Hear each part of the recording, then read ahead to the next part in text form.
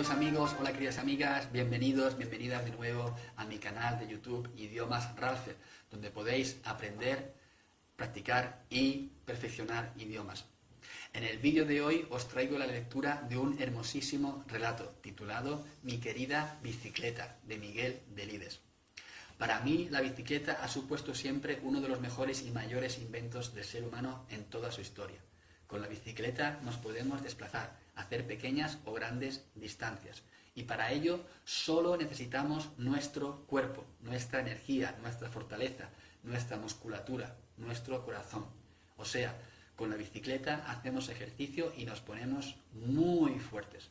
Y además no contaminamos, algo muy importante en nuestros días, donde hay un grave problema de contaminación. Creo que deberíamos fomentar más el uso de la bicicleta, sobre todo en las grandes ciudades.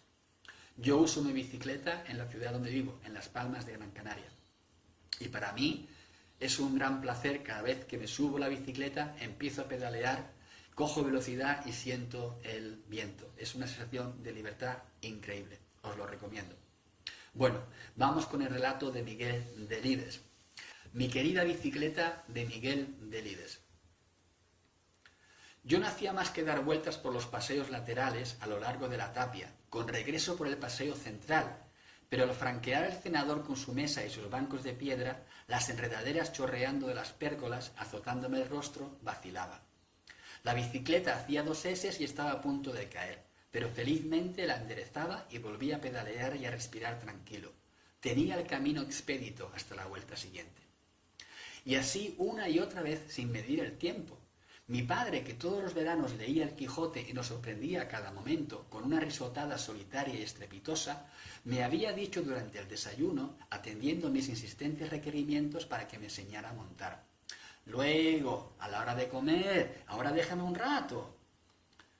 Para un niño de 7 años, los luego de los padres suelen suponer eternidades.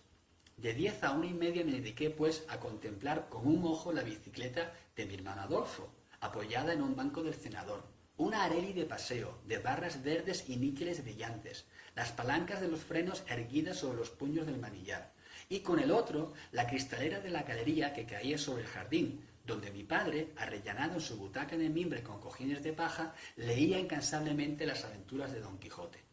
Su concentración era tan completa que no osaba subir a recordarle su promesa, así que esperé pacientemente hasta que, sobre las 2 de la tarde, se presentó en el cenador con chaleco y americana pero sin corbata, negligencia que caracterizaba su atuendo de verano. «Bueno, vamos allá». Temblando, enderecé la bicicleta. Mi padre me ayudó a encaramarme en el sillín, pero no corrió tras de mí, sencillamente me dio un empujón y voceó cuando me alejaba. «¡Mira siempre hacia adelante! ¡Nunca mires a la rueda!». Yo salí pedaleando como si hubiera nacido con una bicicleta entre las piernas. En la esquina del jardín doblé con cierta inseguridad y al llegar al fondo volví a girar para tomar el camino del centro, el del cenador, desde donde mi padre controlaba mis movimientos. Así se entabló entre nosotros un diálogo intermitente, interrumpido por el tiempo que tardaba en dar cada vuelta. «¿Qué tal marchas? ¡Bien! No mires a la rueda, los ojos siempre adelante». Pero la llanta delantera me atraía como un imán y había de esforzarme para no mirarla. A la tercera vuelta advertí que aquello no tenía mayor misterio y en las rectas, junto a las tapias, empecé a pedalear con cierto brío. Mi padre, a la vuelta siguiente, frenó mis entusiasmos. «¡No corras! Montar en bicicleta no consiste en correr. ¡Ya!». Le cogí el tranquillo y perdí el miedo en menos de un cuarto de hora. Pero de pronto se levantó ante mí el fantasma del futuro, la incógnita del «¿qué ocurrirá mañana?», que ha enturbiado los momentos más felices de mi vida. Al pasar ante mi padre se lo hice saber en uno de nuestros entrecortados diálogos. «¿Qué hago luego para bajarme? Ahora no te preocupes por eso, tú despacito, no mires a la rueda». Daba otra vuelta, pero en mi corazón ya había anidado el desasosiego. Las ruedas siseaban en el sendero y dejaban su huella en la tierra recién regada.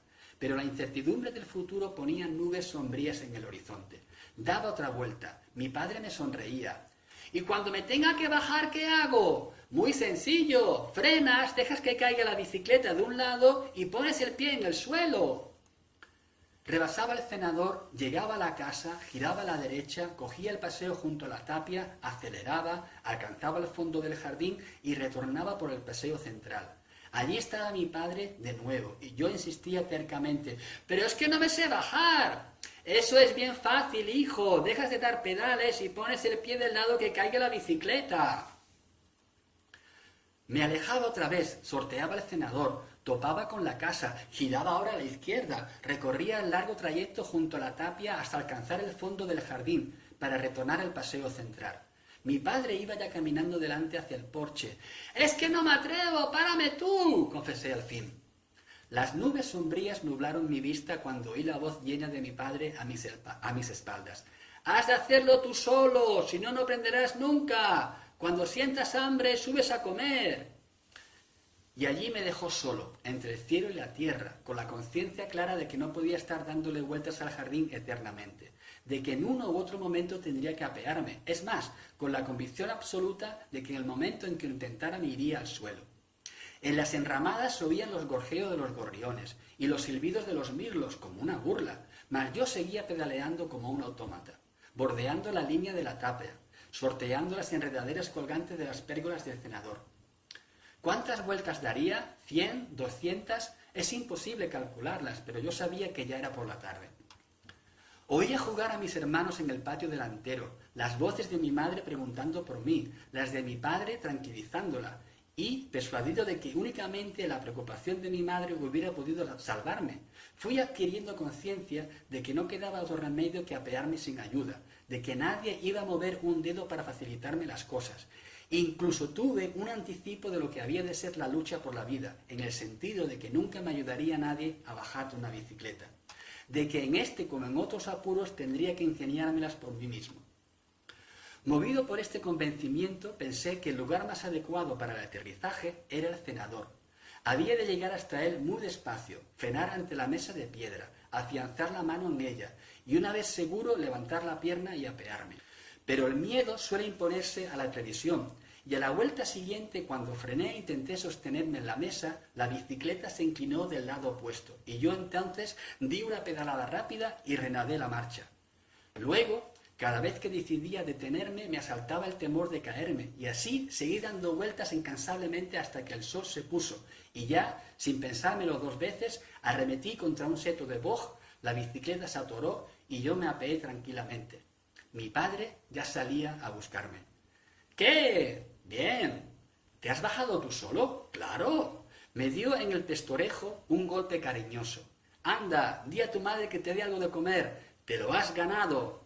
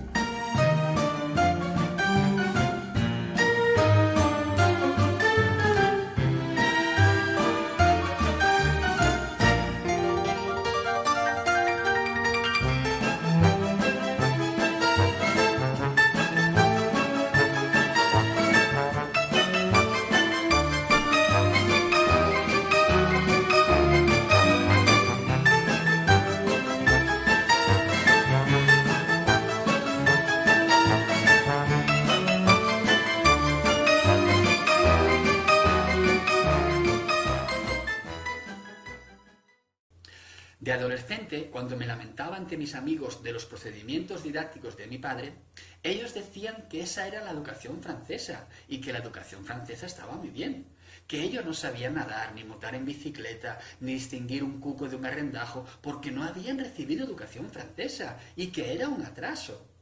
Que criar a un niño entre algodones era arriesgado porque luego, cada vez que a la vida le pasa la factura, no sabe qué actitud adoptar. Por aquel tiempo yo ya era una especie de Fausto Coppi, un ciclista consumado. No mapeaba de la bicicleta, sabía zigzaguear sin manos, ponerme de pie en el sillín y conducir con los pies. Como transporte podía cargar simultáneamente a 3 de mis hermanos, uno en el manillar, otro en la barra y un tercero de pie sobre las palomillas traseras. Los automóviles en mi ciudad eran entonces media docena y uno podía doblar las esquinas inclinando el cuerpo a toda velocidad, sin preocuparse por lo que viniera de la bocacalle. Incluso cuando acompañaba a alguna muchachita, lo hacía sentado en mi bicicleta, impulsándome con el pie desde el bordillo de la acera. Formábamos un todo tan armónico que si el descubrimiento de América se hubiese producido en 1932 y yo hubiera asistido a la efemérides, los indios a buen seguro nos hubieran tomado mi bicicleta a mí por una criatura con ruedas. Pero no todo iba a ser coser y cantar, y en aquellos tiempos ya existía un punto negro: los agentes, lo que entonces llamábamos guardias de la porra. Mi bicicleta nunca fue matriculada y en consecuencia constituía una sabrosa presa para los sabuesos municipales. ¿Y por qué no matriculaba mi bicicleta y vivía tranquilo? ¡Ah! Esto formaba parte de la educación francesa de mi padre. Mi padre era enemigo de las tasas arbitrarias, aunque fuesen menores. La arbitrariedad de la tasa la determinaba él, naturalmente. Así, por poner unos ejemplos, mi padre nunca pagó un real al fielato, ni un billete de andén en la estación de ferrocarril. Ante el fielato era contundente. ¿Algo de pago? Nada. Sigan ustedes. A lo mejor el cafetín venía cargado de conejos, pero la convicción con que mi padre lo negaba dejaba al consumero persuadido de que no pretendíamos colar nada de matute. Algo semejante acontecía en la estación cuando íbamos a esperar a la tía Elenita, que llegaba de Burgos en el rápido de Irún. ¡Autoridad!, decía mi padre con tal desparpajo que el portero no solo nos dejaba pasar a los 8 hermanos y a mi madre, sino que además le dedicaba a mi padre, que era el último de la fila, un par de reverencias. Lo malo era cuando mi padre se resistía a pagar recargos abusivos. Pero éramos nosotros los que teníamos que dar la cara, verbigracia, con la fotografía anual del colegio, o la revista Unión, o el Orlín de fin de curso. El hermano procurador no comprendía que pagáramos puntualmente la mensualidad y luego nos negáramos a abonar un pequeño suplemento por la fotografía, la revista o el Orlín. ¿Y por qué no quiere tu padre el Orlín? Él sabrá, no me lo ha dicho. Y el hermano procurador nos despachaba sin la barra de regaliz que solía ser el premio a los buenos pagadores. Ante sus logros, mi padre se crecía, y recuerdo que al iniciar el segundo curso de bachillerato y pedirle dinero para pagar los libros, los miró uno por uno, separó el volumen de historia y me dijo con aplomo francés: «Este le devuelves. Le dices al hermano de mi parte que lo tenemos en casa». Se levantó, abrió una de las librerías de su despacho, sacó un librito de historia del año catapum, con una tapa blanca en lugar de roja, y me lo entregó. Al día siguiente el hermano nos mandó a estudiar las 2 primeras páginas, pero aunque los 2 libros empezaban con la prehistoria, su método no coincidía. Con el tiempo las diferencias se hicieron más profundas, de manera que me pasé el curso estudiando con mi compañero Lisardo Martín. En aquellas cuestiones en que creía tener razón, mi padre no transigía, y en lo concerniente a la enseñanza de la historia, era partidario de que se escribiese un texto objetivo y con poca sangre, que sirviera para todos los párvulos del mundo, y mientras no se hiciese así, cualquier libro valía, ya que según él, la historia no se inventaba. La matrícula de la bicicleta de un niño le parecía igualmente una tasa arbitraria, por la que nunca pasó por ello. Aparte, lo infundado de la tasa, mi padre tenía sobre el particular un sensato punto de vista. Un chico en bicicleta que se dejara coger por un hombre a pie era un tonto, se merecía la multa. No le faltaba razón. Ante semejante filosofía, nuestro ciclismo, el de los 8 hermanos, no consistía tanto en pedalear como en eludir, en tener el ojo bien abierto para descubrir a tiempo al guardia de la porra y no caer en sus manos. No era tarea fácil, porque hace medio siglo un agente municipal ponía tanto celo en agarrar a un ciclista sin matrícula como el que puede poner hoy en sorprender un coche aparcado en zona azul sin el ticket de la hora.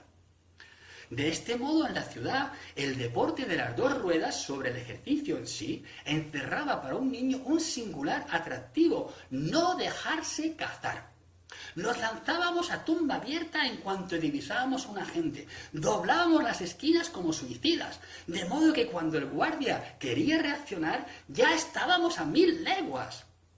El riesgo estribaba en meterse uno en un callejón sin salida, o en adentrarse en una calle que tuviera un guardia en cada esquina. Creo recordar que en aquellos tiempos los agentes urbanos usaban silbato y desde luego se ponían fuera de sí cada vez que un ciclista sin matrícula pasaba por su lado como una instalación afeitándole. Entonces, instintivamente, soplaban el pito y la presencia de otros guardias en las proximidades podía crear problemas. De modo que pedalear ojo a visor, escurriendo el bulto, era una actividad maravillosa que despabilaba a cualquiera. Si no me equivoco, creo que ahora puedo confesarlo sin riesgo, puesto que las faltas han prescrito, siempre salí victorioso en este empeño, nunca fui atrapado. Sí me cogieron, en cambio, jugando al fútbol, en el campo grande o vadeando el riachuelo del parque, en la zona que llamábamos Países Bajos. Pero montando en una bicicleta, jamás. Yo me sentía como una especie de Al Capone en Chicago, perseguido vanamente por toda la policía de la ciudad.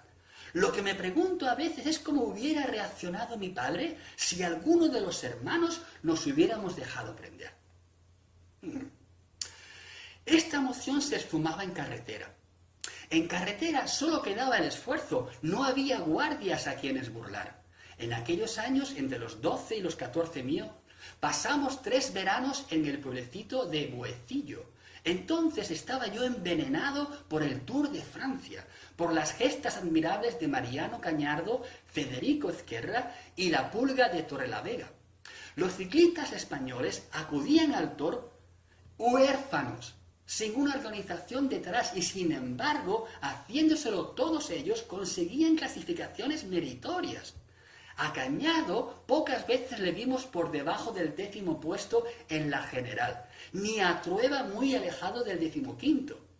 Por si fuera poco, Trueba y también Ezquerra fue rey de la montaña varios años, y a mí, como a casi todos los niños de entonces, nos entusiasmaba más la victoria en la cresta de una montaña que un final de etapa llano, sin accidentes. Todos aspirábamos a ser escaladores y nuestro sueño inexpresado era coronar un día el Tourmalet en primer lugar. Recuerdo que en aquellos años adquirí entre mis amigos cierta fama de escalador. Y es que poseía yo, en realidad, algún don para escalar mejor que ellos. Yo siempre he sospechado que subir cuestas en bicicleta es una de las mayores maldiciones que puede soportar un hombre, escalador o no. Pero ante el repecho de Buecillo, con su pronunciado recodo y su empinamiento súbito, en la parte final, yo no me miraba. Dejaba pasar a mis amigos primero y luego les rebasaba como si nada, pedaleando a un ritmo loco, a toda velocidad. Claro, es que a Delibes no le cuesta, comentaban ellos. Yo mantenía la superchería, sonreía, tácitamente les daba la razón, porque esa era la carta que me convenía jugar, fingir que no me costaba. Y con un muchacho al que no le costaba subir las cuestas, no se podía competir. De modo que, de acuerdo con mi manera de pensar, lo aconsejable para llegar al rey de la montaña era poner cara de palo, incluso esbozar una sonrisa, mientras la procesión iba por dentro. Aguantar, que no trascendiera al rostro el sufrimiento interior y la fatiga física. Era una baza segura para que el competidor desistiera de alcanzarnos. Nada desanima tanto a un corredor como observar que el contrincante realiza con la sonrisa en los labios algo que a él le supone un esfuerzo sobrehumano. Ponerme la máscara fue el secreto de mi éxito como escalador. Ni piernas, ni bofes, ni galambainas. A mí me costaba subir el repecho de huecillo tanto como a José Luis Fando, el gordo de la clase, pero lo disimulaba y mis compañeros, al verse rebasados por un tipo alacre que no se quejaba, a quien no le dolían los muslos ni se le aceleraba el corazón, se sentían descorazonados. Y se sentaban en la curva a charlar un rato y descansar. En tanto yo coronaba el cerro en solitario, de un tirón. Pero al rebasar la cumbre me tumbaba boca abajo a la sombra de una acacia y sujetaba el corazón contra el suelo para que no se me escapase del pecho. Luego, al llegar a casa, no podía comer. Tenía que meterme en cama un ratito hasta que se me pasara el sofoco. Claro, es que a Delibes no le cuesta. Llegué a pensar que mi impostura era la impostura de Trueba, de Ezquerra o del francés Vieto en el Tour de Francia. El que sabía fastidiar sin poner cara de fastidio. Ese era el rey de la montaña. Mis reflexiones llegaban incluso más lejos. En España había más escaladores que en ninguna parte porque estábamos acostumbrados a mortificarnos disimulándolo. Esta teoría creo que se ha confirmado después. Hoy los mejores trepadores son de Colombia. El escalador, aparte de la orografía del país, que también ayuda un poco, va desapareciendo de Europa con el aumento del nivel de vida. Se está demostrando que subir una cuesta en bicicleta, aunque ésta sea de aluminio y disponga de 30 desarrollos, es un tormento para todo hijo de vecino. También se demostró con los años que los fielatos y los billetes de andén y las matrículas de las bicis infantiles eran tasas arbitrarias, de acuerdo con las teorías de mi padre, porque unos y otras desaparecieron al poco tiempo.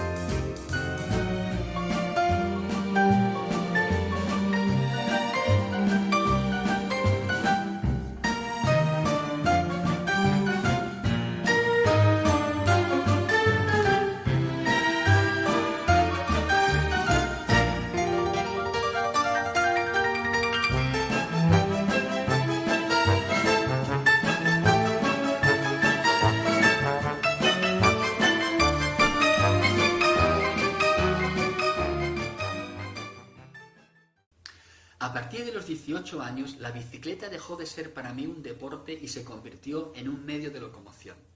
Entre otras cosas, gracias a la bicicleta pude cazar un poco en los años de la inmediata posguerra, irme a bañar a la central del Cabildo o visitar a mi novia durante los meses de verano. Desplazarse a cazar no era fácil por la impedimenta. En un vehículo tan esquemático como la bici, había que acomodar la escopeta, el morral con la comida y los trebejos, más la perrita. De ordinario, el macuto se colocaba en el manillar, en la barra la escopeta y detrás en el soporte, siempre que fuera dócil, la perrita. Pero una cosa es decirlo y otra hacerlo. Pues tuve un animal de buena estampa que padecía de vértigo y a la segunda pedalada ya se había arrojado a la carretera. Para subir a la granja de la Diputación a 3 kilómetros de casa, esto no constituyó problema. El animal corría tras la máquina. Y de esta manera yo conseguía dos objetivos: librarle del vértigo y desbravarle, evitar que en el cazadero se alargara detrás de las perdices. Pero si el recorrido era de más de una decena de kilómetros, era preferible dejar a la perra en casa y desempeñar personalmente sus labores, sacudiendo las matas con los caños de la escopeta. Sí, a la bicicleta le debo gratas horas de esparcimiento en el campo, en días difíciles, e incluso algún alijo de extraperlo que introducía en la ciudad, salvando con la misma pericia con que siempre sorteé a los municipales la atenta vigilancia de la policía de abastos. La bicicleta fue también en esa época el transporte adecuado para irnos a bañar al Cabildo, en el Pisuerga, 5 kilómetros aguas arriba de la capital. Así evitábamos las atarjeas y alcantarillas que descargaban la porquería de 100.000 vallisoletanos en el Paseo de las Moreras.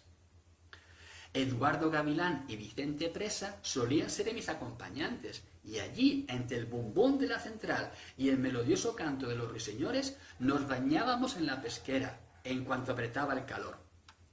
No era un sitio muy cómodo, pero sí limpio, y allí coincidíamos con mis primos Federico y Julián, y los hermanos Enciso, que llegaban en coche al acabar sus quehaceres. Entonces, en los años 40, el coche de mis primos era de los pocos que quedaban útiles en la ciudad. Era un Chevrolet del año 36 que ellos, jugándose la vida, habían librado de la requisa general de la guerra, enterrándolo bajo un túmulo de tablones en la serrería que regentaban entonces. Pero nosotros llegábamos al Cabildo por atajos, sinuosos senderos de tierra pelmazada junto a la carretera, o a campo a través, donde los neumáticos de las bicicletas producían un rumor estimulante, muy agradable, una grata sensación que todavía no he olvidado. Es claro que los 5 kilómetros de regreso nos ocasionaban una sofoquina mayor que si no hubiéramos ido a bañarnos. Pero era una servidumbre obligada en una época en que las piscinas constituían un lujo apropiado únicamente para los artistas de Hollywood. Este placer de bañarnos en agua corriente, no mancillada aún por la porquería urbana, duró pocos años.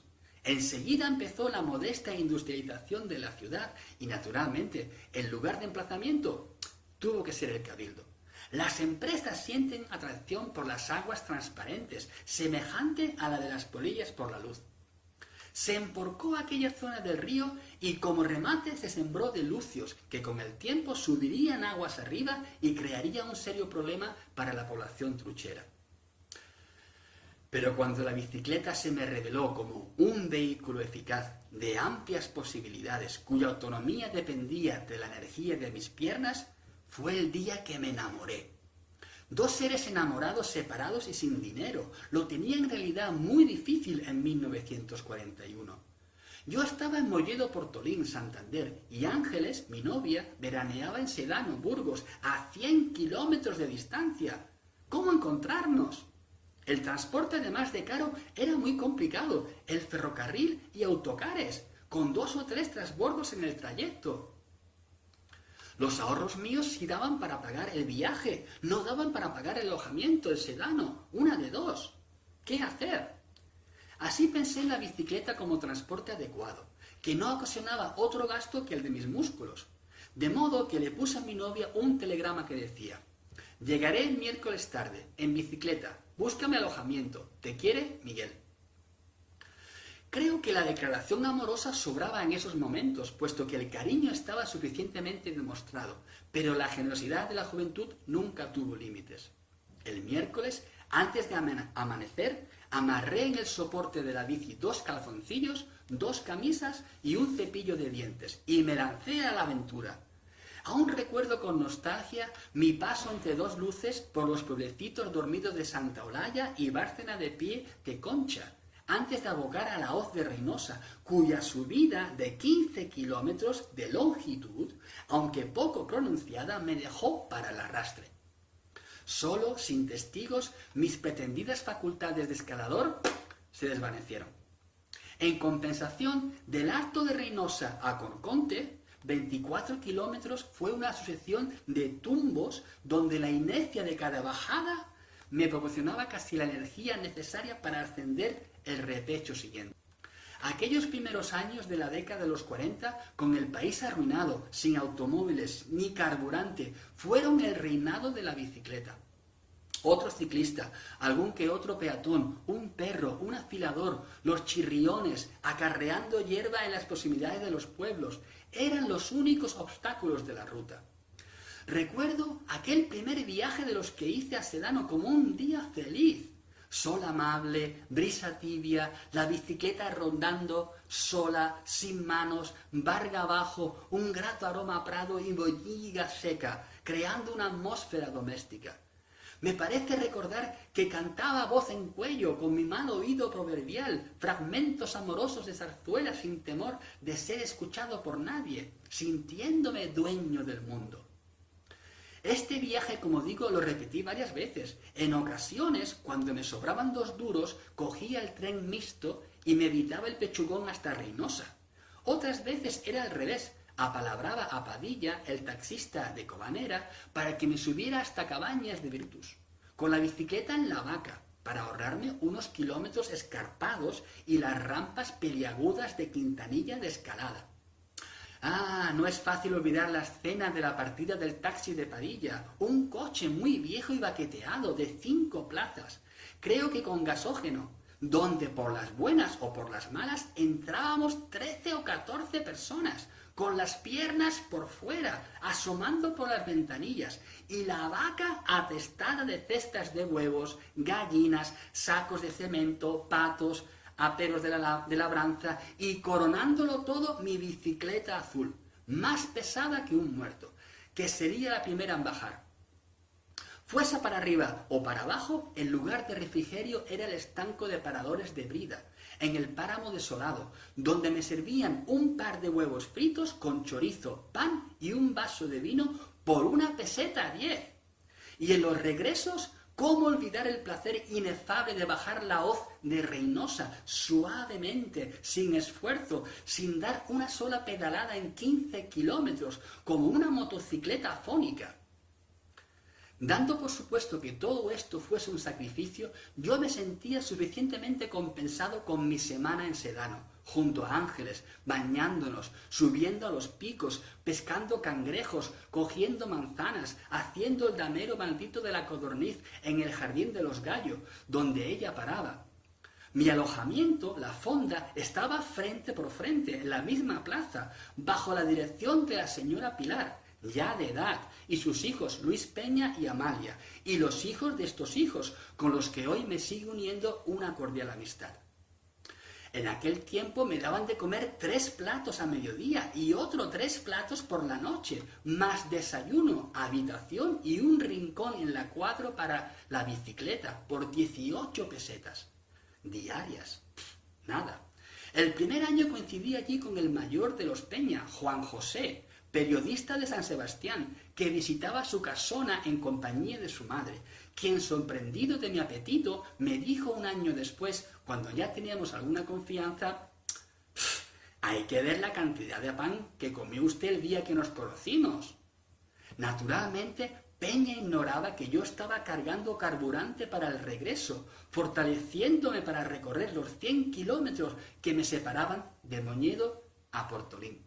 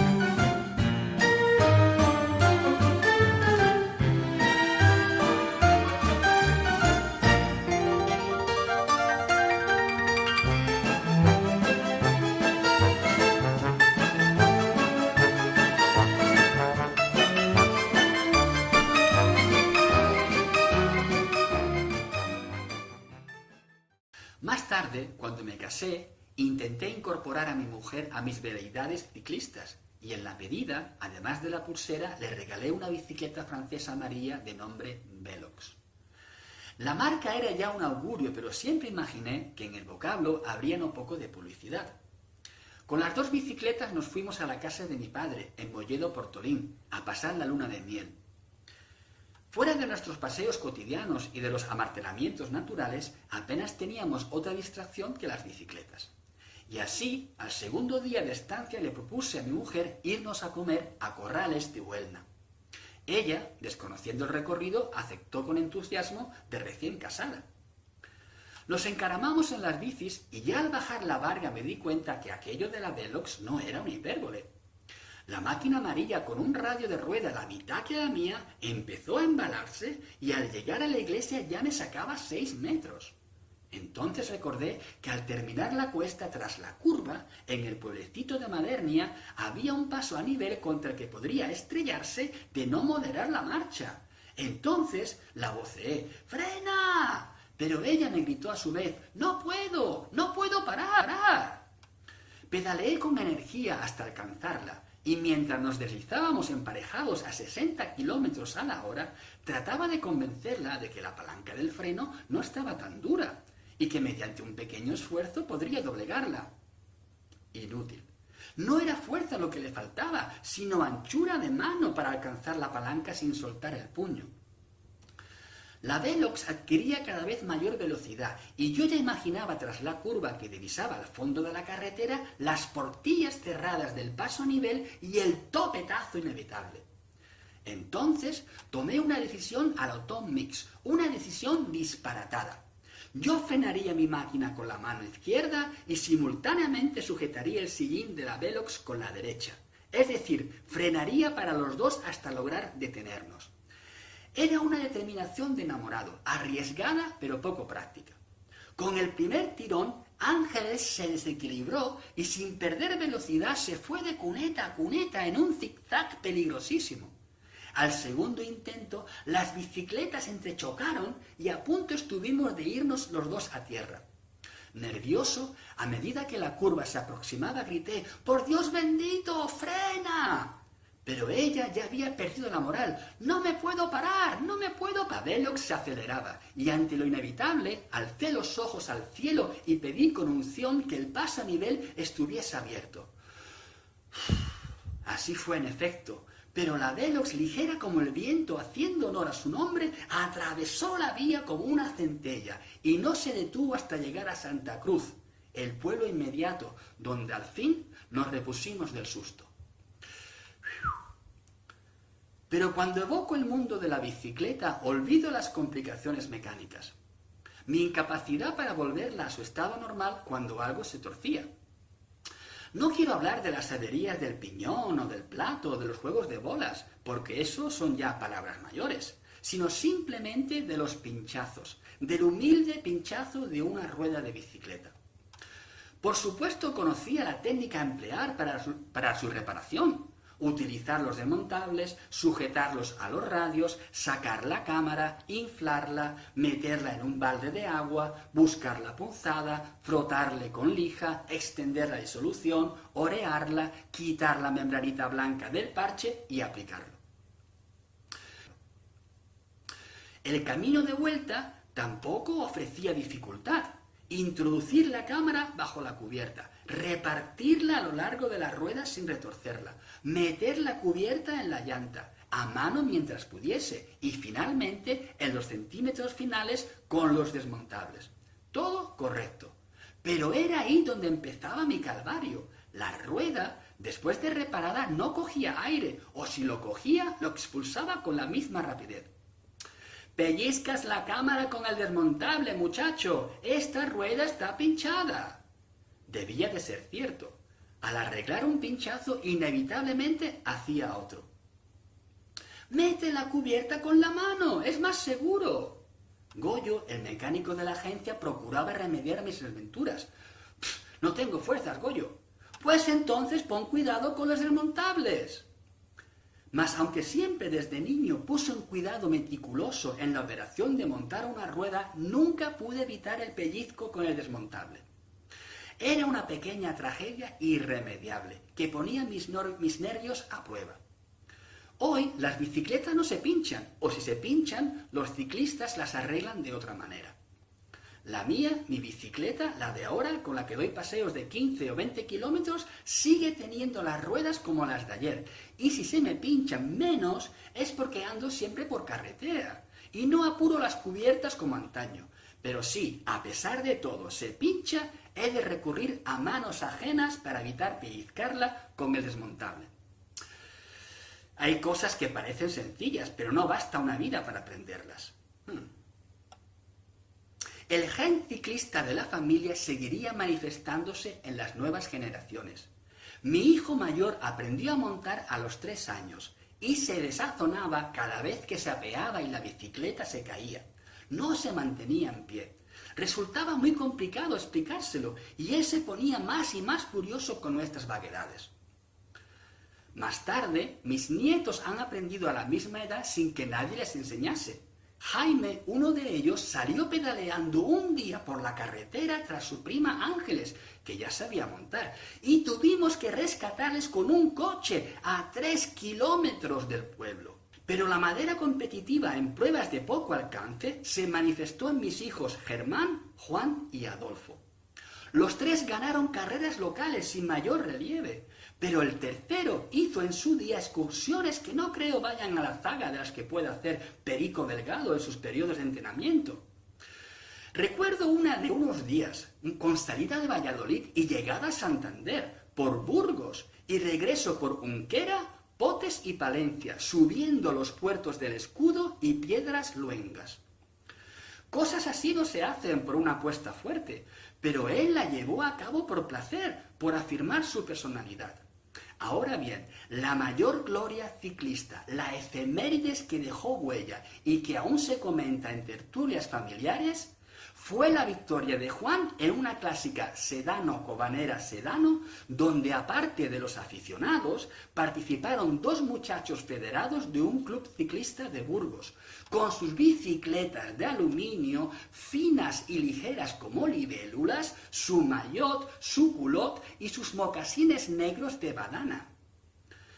Llegaron en bicicleta custodiados por media docena de fans.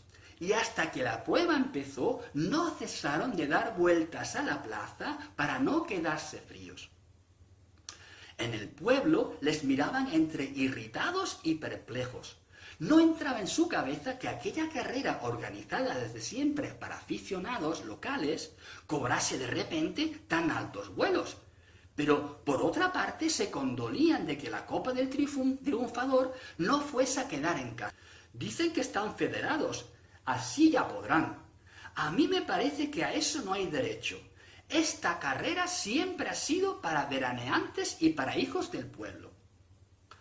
Mientras, los federados seguían dando vueltas y vueltas a la placita, con sus piernas musculosas y depiladas, brillantes de embrocación, la viserilla sobre los ojos, la marca publicitaria a las espaldas. Mi hijo Juan, en su short de baño, con su cocodrilo, los miraba avergonzado de su atuendo inapropiado, principalmente de sus botas de montañero, y en una de sus reacciones tan peculiares subió a casa y bajó calzando unos zapatones de agua que por su color negro eran los que más se asemejaban a las botitas de los federados. ¿Es que vas a correr tú, chaval? Eso pensaba.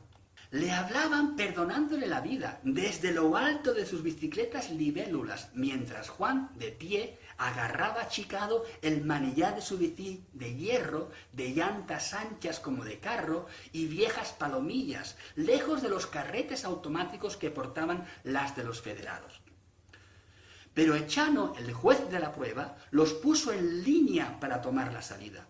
Los atuendos y bicicletas de los corredores locales chocaban por su variedad ante la uniformidad de los visitantes, y cuando Echano dio el pistoletazo de salida, El pueblo aplaudió. Los federados tomaron el mando del pelotón, pero hasta alcanzar el arroyo de Escanillo no metieron caña y fueron dejando en la cuneta a los aficionados locales.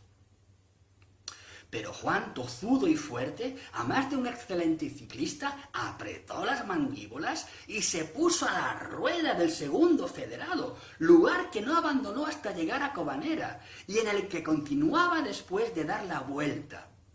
Entonces debieron pensar que se trataba de un moscardón pegajoso que había que distanciar metiendo zapatilla.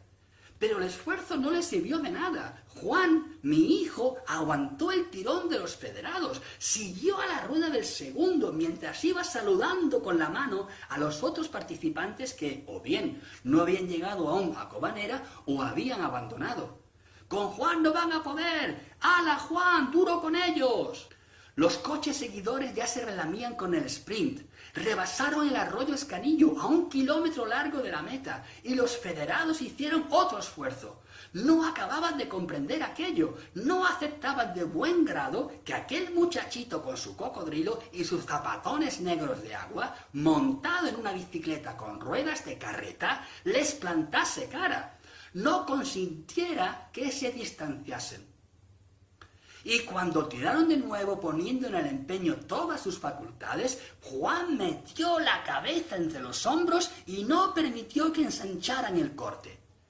Se hallaban en la última curva antes de la meta y entonces los muchachos de los culottes y los mocasines parearon sus bicicletas cerrando el paso, pero mi hijo, que conocía la carretera como su casa, se ciñó a la curva, literalmente se metió por la cuneta pedaleando como un desesperado y los rebasó. Y entró el clamor popular, pisó la cinta en primer lugar. Oyendo los bravos y parabienes del gentío, yo pensaba en mi padre, en su biciclo y en su educación francesa. ¡Aupa, Juan! ¡Vamos a mojarlo! ¿Sabes? Juan ha ganado a los federados, les ha dejado con un palmo de narices. La plaza era un clamor. Los muchachos federados, que aún no habían salido de su asombro, cambiaban impresiones con sus fans, organizaban cabizbajos el regreso a Burgos, mientras mi hijo, achuchado por la multitud, era la viva estampa del vencedor. Pero cuando tras ímprobos esfuerzos logré aproximarme a él y le animé a que se sentara en el banco corrido de los soportales, se señaló las piernas, unas piernas tensas, rígidas, los músculos anudados aún por el esfuerzo, y me dijo confidencialmente: «Espera un poco, si me muero ahora, me caigo». Bueno, este ha sido el final trepidante de este entrañable relato de Miguel Delibes, Mi querida bicicleta. Espero que os haya gustado, pues hasta la próxima, y montar en bicicleta, que es muy divertido. ¡Chao!